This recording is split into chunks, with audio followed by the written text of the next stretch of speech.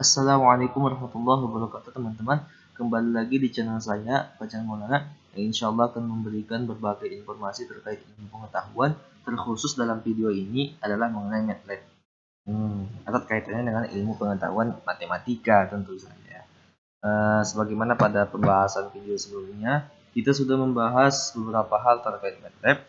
Adapun dua video terakhir berkaitan dengan video kita kali ini adalah mengenai array dengan increment dan juga pendahuluan dari for loop. Sebagaimana yang sudah saya beritahu ya di video sebelumnya adalah mengenai for loop. Di sini kita akan membahas mengenai apa sih kegunaan dari for loop. Ngapain sih kita buat for loop gitu kan? Sebenarnya sudah saya singgung juga di pembahasan pendahuluan for loop. Itu fungsinya salah satunya adalah untuk mendefinisikan I itu satu persatu, berbeda dengan array dengan incrementnya, hanya didefinisikan ke samping. Namun dalam for loop itu didefinisikan satu persatu I-nya ke bawah tentu saja. Oke, kita mulai langsung untuk singkat, dimulai dengan clear dan CLC. Untuk fungsi dari clear dan CLC, teman-teman bisa melihat di video sebelumnya apa penggunaan dari dua sintak ini ya, atau dengan bisa mengetikkan help clear atau help CLC. Oke. Pada video sebelumnya sudah dibahas mengenai fungsi dari clear dan CLC. Dalam hal ini kita akan membuat kegunaan dari for loop ini secara problem based learning dalam strategi pembelajaran. Kita akan membahas terlebih dahulu mengenai permasalahan yang terkait dengan for loop. Ya, kita buat permasalahannya dalam matematika. Misalkan ya, suatu persamaan didefinisikan sebagai Y sama dengan X pangkat 2. Yang mudah saja dulu ya. Pangkat 2 ditambah 5 dikali X. Kemudian lanjutan dari permasalahan ini, misalkan ya, nilai X ini sudah bisa didefinisikan sebagai array dengan increment berupa interval dia ya, berupa interval. Misalkan intervalnya itu dari 7 sampai bukan seperti itu tandanya, sampai 10. Oke. Langsung kita buat for loop-nya untuk memecahkan permasalahan ini. For loop-nya. Misalkan X sudah didefinisikan di sana ya. Kita definisikan ulang dalam sintak yang bukan berupa command. 7 sampai 10. Oke. Kemudian Y, biasa itu kebanyakan programmer membuat Y yang belum diketahui nilainya, membuatnya dalam matriks kosong. Oke, matriks kosong kita tutup saja keduanya. Kenapa dibuat dalam bentuk matriks kosong? Itu karena nilainya belum diketahui, sehingga matriks kosong ini berfungsi untuk menyediakan tempat nantinya untuk menyimpan hasil dari Y ini tadi setelah dilakukan perhitungan terhadap persamaan Y sama dengan X kuadrat tambah 5 kali X. Oke. Langsung kita kepada for ya, untuk memecahkan kasus ini ya. For sebelumnya perlu dibahas juga mengenai length ya, length. Misalkan kita buat ya, ini kita definisikan saja. Kita simpan dulu, save and run. Kita simpan terlebih dahulu file ini. Agak lama ya teman-teman. Oke. Kegunaan dari for loop. Oke.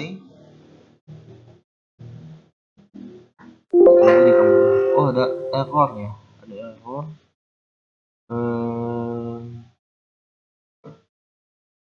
Ada error di sini ya. X sama dengan identifier. Sepertinya ini masalah.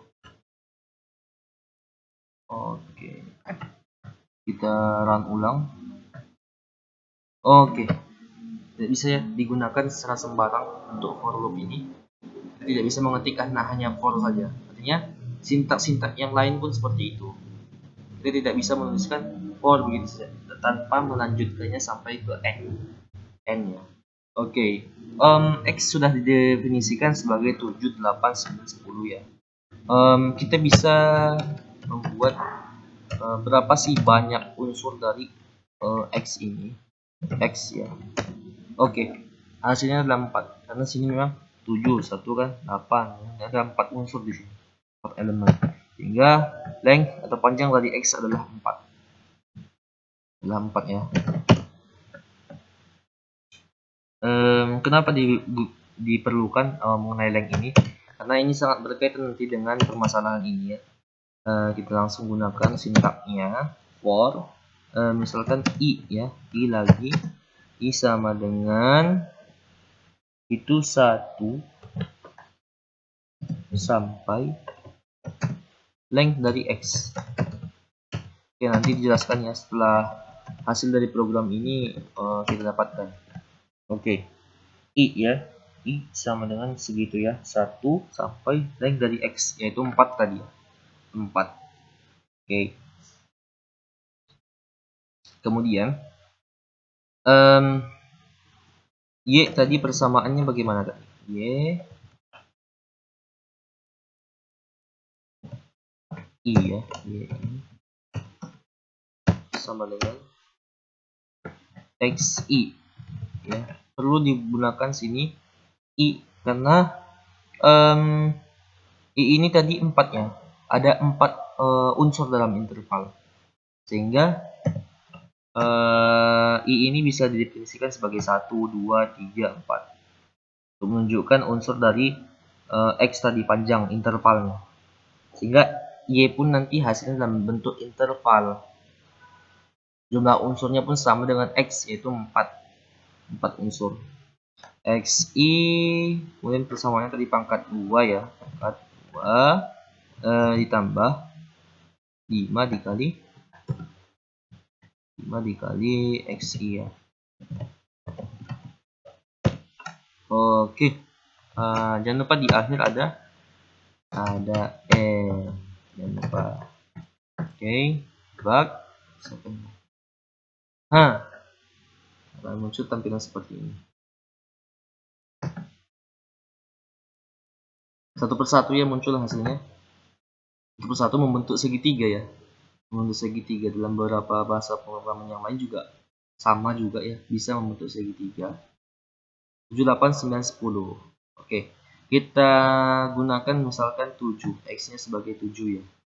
X-nya sebagai 7. X-nya sebagai 7. 7 pangkat 2 itu sama dengan 49 ditambah 5 dikali 7, 35. 49 ditambah 35 itu sama dengan 84. Tepat ya, tepat. Oke, begitu juga seterusnya ya. Dapat kita ambil kesimpulan ini operasinya semua benar. Namun y-nya di sini diulang-ulang ya.